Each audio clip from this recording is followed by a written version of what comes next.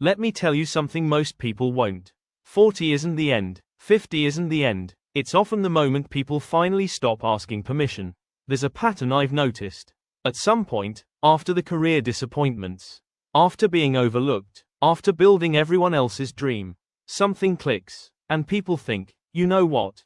I'm doing this, not because it's safe, not because it's easy, but because they're done waiting. Today I want to show you why starting after 40 isn't crazy. It might actually be your advantage.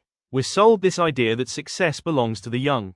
Tech founders in hoodies, 20-year-old influencers, overnight millionaires. But what you don't see is this: experience compounds, judgment sharpens, emotional resilience deepens. By 40, you've failed, worked for bad bosses, seen what doesn't work, learned how people operate. That's not weakness, that's leverage. Take Colonel Harlan Sanders. He was in his 60s when he started franchising his chicken recipe. Rejected over and over, living off a small pension. But he backed himself. Or Bernie Marcus, fired in his late 40s. Most people would have slowed down. Instead, he co-founded the Home Depot at 50. Massive risk, massive belief. The common thread: they weren't chasing hype, they were building from experience.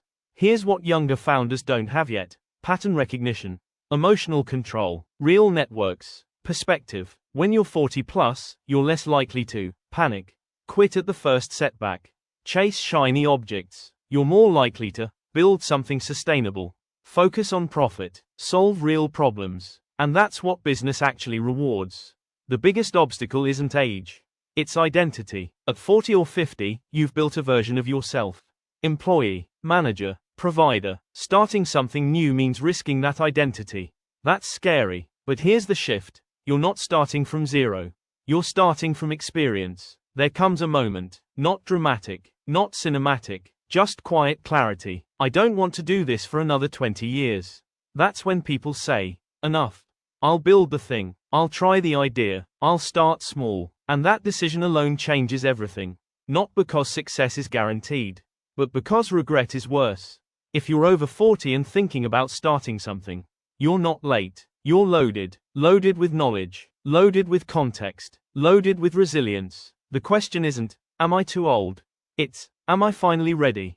And maybe this is the moment you stop waiting.